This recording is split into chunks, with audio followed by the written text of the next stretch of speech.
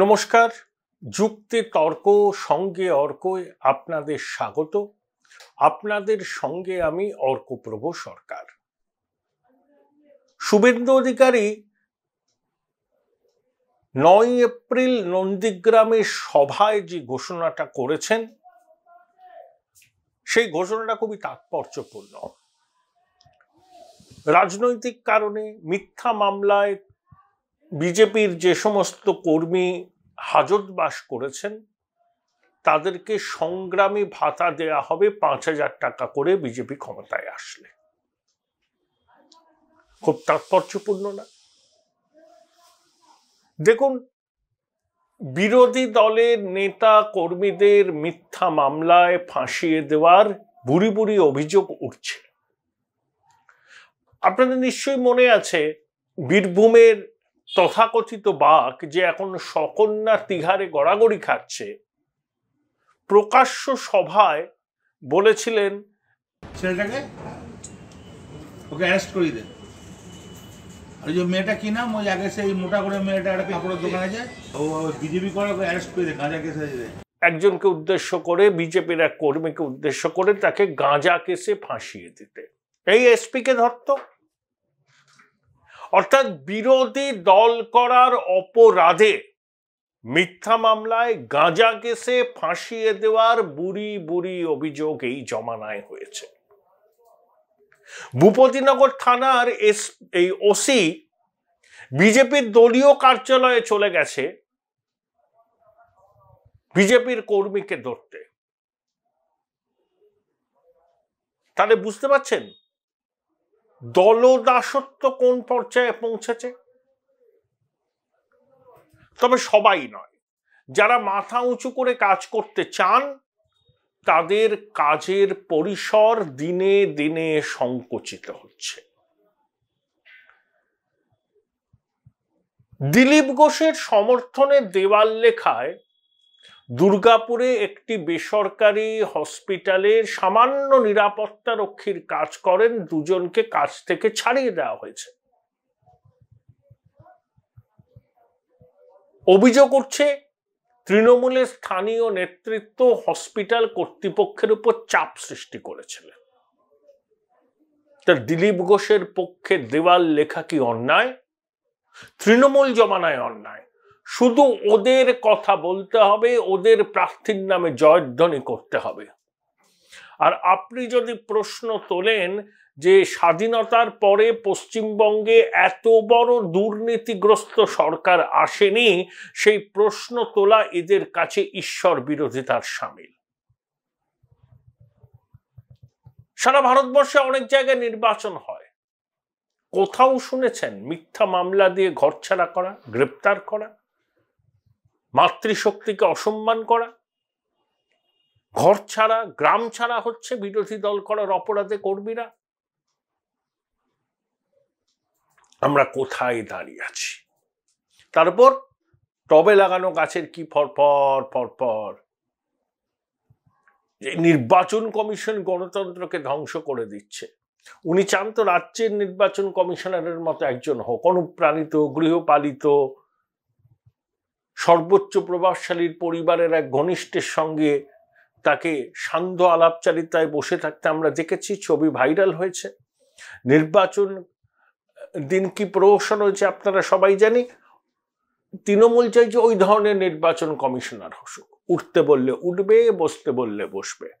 আর তার নির্দেশে সবজান্তা মুখপাত্র নত্যসত্য জ্ঞান রহিত হয়ে কুৎসিত ভাষা প্রয়োগ করে আক্রমণ করেন বিরোধীদের। মাঝে দেশ পত্রিকার বিতর্ক সভায় গিয়েছিলেন ওই মুখপাত্র, কিভাবে মানুষের ক্ষোভের মুখে পড়েছেন আপনারা জানেন। এরা ধিক্কৃত। মানুষ এদের স্বরূপটা চিনে গেছে।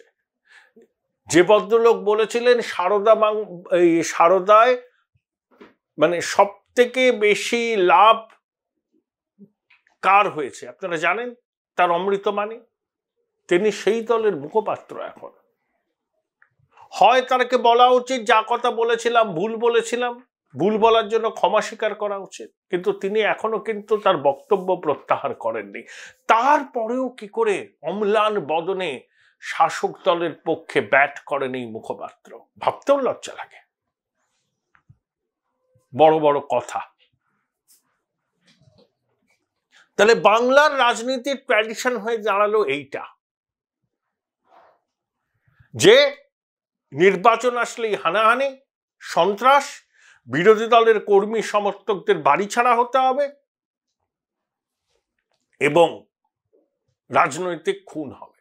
পঞ্চায়েত নির্বাচন দেখুন, তারিখ ঘোষণা থেকে ফল বেরোনো পর্যন্ত প্রায় 60 জন সহনাগরিক মারা গেলেন, তার মধ্যে তৃণমূলের কর্মী সমর্থক ছিলেন। আর যত পায়ের তলা থেকে মাটি সরে যাচ্ছে না, শাসক তত মরিয়া হয়ে উঠছে। দেখুন, প্রশান্ত কিশোর বলেছেন যে বিজেপি নাকি 1 নম্বর হবে। প্রশান্ত কিশোর কিছু নতুন কথা বলেনি, বাস্তব কথাটাই বলেছেন। বাস্তবের রুক্ষ মাটিতে দাঁড়িয়ে এটাই বলেছেন, যেটা সত্যি কথা। কারণ আমরা সবাই বুঝতে পারছি মানুষ মনে মনে একটা সিদ্ধান্ত নিয়ে ফেলেছে। হ্যাঁ, বিজেপির অনেক জায়গায় সংগঠন নেই, সক্রিয় কর্মী নেই, যারা সক্রিয় আছেন তাদের রাজনৈতিক সচেতনতাও খুব বেশি নয়, কিন্তু পপুলার সাপোর্ট আছে বিজেপির পিছনে। তারপর শুভেন্দু অধিকারী যেভাবে চষে বেরোচ্ছেন না রাজ্য, সকালে মেদিনীপুর, বিকালে চলে যাচ্ছেন দক্ষিণ 24 পরগনা, দিনে তো 600-700 কিলোমিটার ট্রাভেল করছেন শুভেন্দু। এবং সংখ্যালঘু ভাই বোনেদের বিজেপিতে যোগদানের একটা প্রবণতা কিন্তু বাড়ছে। মুসলমানদের ভয় দেখানোর কম চেষ্টা তো করে না শাসক দল,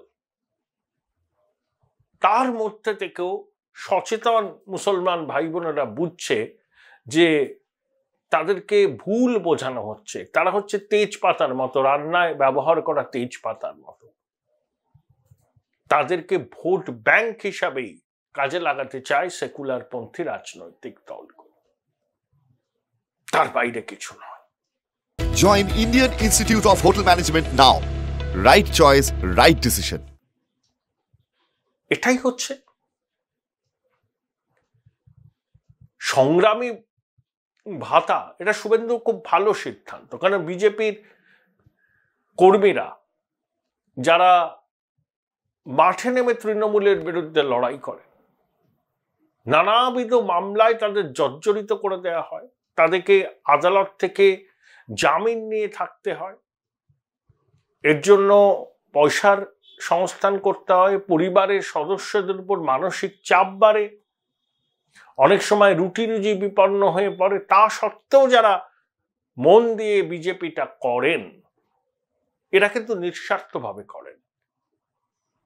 তাদের পাশে শুভেন্দু যেভাবে দাঁড়াচ্ছেন, তাতে বিজেপির নিচু তলার কর্মী সমর্থকরা আশ্বস্ত বোধ করবেন যে শুভেন্দুর নেতৃত্ব বিজেপির নিচু তলার কর্মী সমর্থকদের মধ্যে প্রতিষ্ঠিত হবে। একই মুখ্যমন্ত্রীর সবাই যে ভিড় হচ্ছে, তার থেকে 4 গুণ বেশি ভিড় হচ্ছে শুভেন্দুর সভায়। এবং এবারের প্রার্থী তালিকা যে বিজেপি প্রকাশ করেছে, তাতে সর্বত্র শুভেন্দু অধিকারীর ছাপ স্পষ্ট। এবং একটা আসনও বিজেপি যদি 2019-এর থেকে বেশি পায়, শুভেন্দু বাবুর পালকে নতুন মুকুটে নতুন পালক যুক্ত হবে।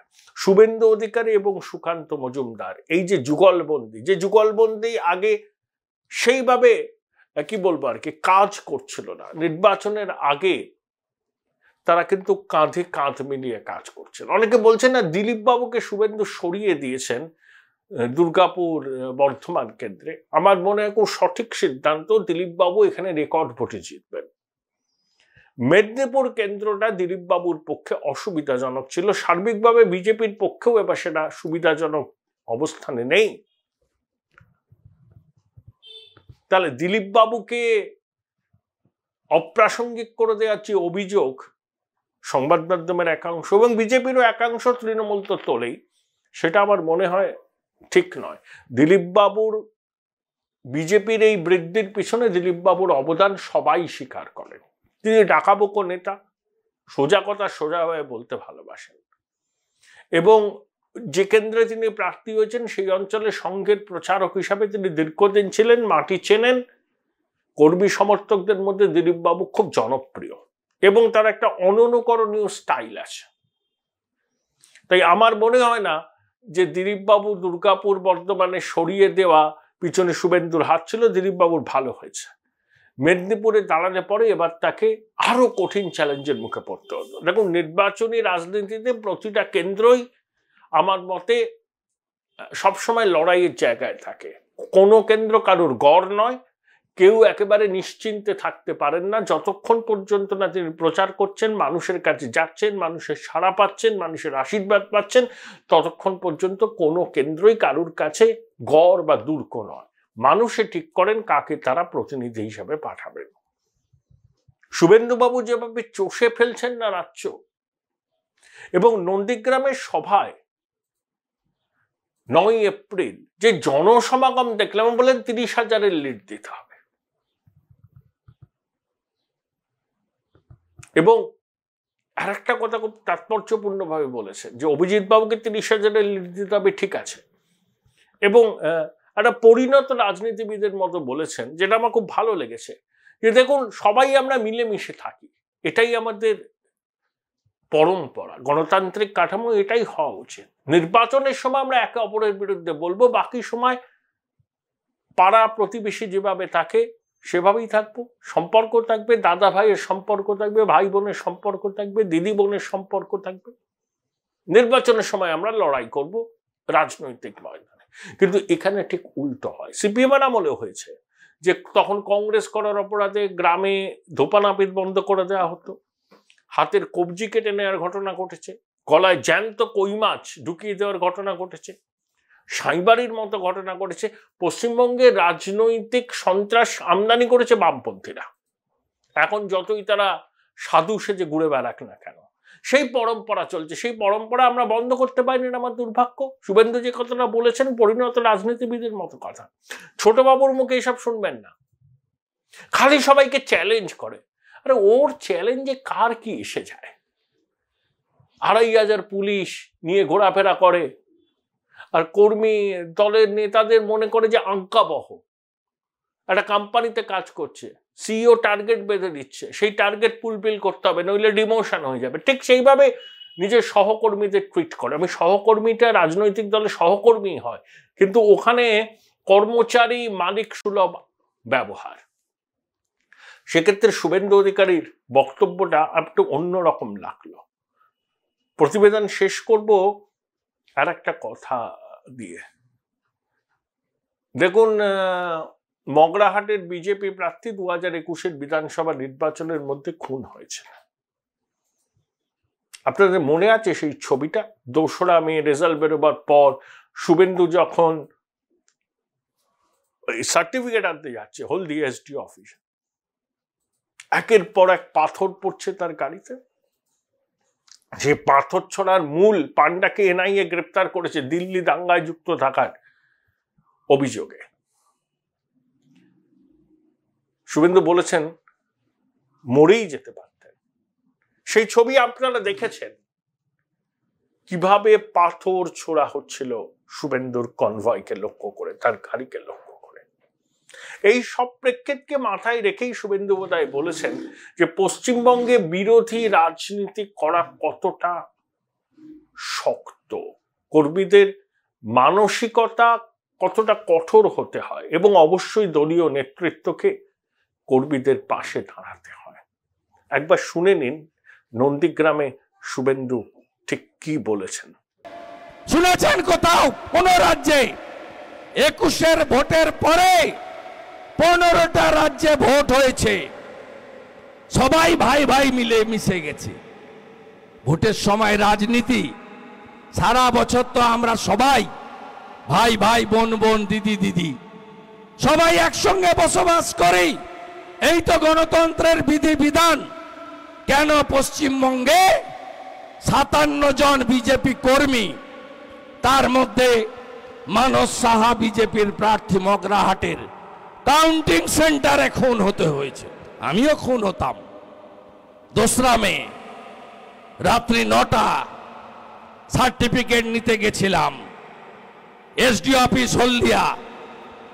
তার বাইরে এত বড় বড় পাথর, ওই পাথর গায়ে মাথায় পড়লে কেউ বাঁচে না। আমার গাড়িটা ছিল সিআরপিএফ এর দেওয়া বুলেট প্রুফ গাড়ি, বাইরের সব কাঁচ ভেঙে দিয়েছে, ভিতরের কাঁচের অস্তিত্ব ছিল। তাই গাড়িটা কোন ক্রমে ঘুরিয়ে নিয়ে সুতাহাটা সুবর্ণ জয়ন্তী ভবনের মাঠে এসে কোন ক্রমে প্রাণটা সেদিন বাঁচিয়েছিলাম, নইলে একটা শহীদ বেদি তৈরি হতো, বছরে একদিন হয়তো ফুল দিতেন। এই একই অবস্থা মানস সাহার হয়েছে। ওই শামসুলকে বলবো একটু কম খেলো ভাই, একটু কম খেলো, কম খেলো ভাই। শক্ত আছো তো? একদম স্পিড বেড়ে গেছে একদম। আমরা যেদিন সরকার করব না, তোমাকে পেনশন দেব। যতজনকে জেল খাটিয়েছে বিজেপি সরকার যেদিন রাজ্যে আসবে, সবকে সংগ্রামী ভাতা দেব। আমরা সংগ্রামী ভাতা দেব, 5,000 টাকা করে ভাতা দেব যাদের ততজনকে জেল খাটিয়েছে। আর যে আইওরা মিথ্যা রিপোর্ট দিয়ে এদের গ্রেপ্তার করেছেন, তাদের নাম লেখা থাকলো এটা হুঁশিয়ারি নয়, এটা সতর্কবার্তা কসান। এখানে 300 মামলা করেছে, সব নেতাকে জেল খাটিয়েছে। আপনি ভেবেছেন আমি ছেড়ে দেব? ছেড়ে দেব আমি প্রস্তুত। এখানকার এসপি আর আইসি কে বলে গেলাম, ইলেকশন কমিশনের আন্ডারে আছেন, উপরে কোর্ট আছে, তার উপরে জনগণ আছে। চোখা আঁখি সবু দেখুছি, জনগণ সব দেখছে।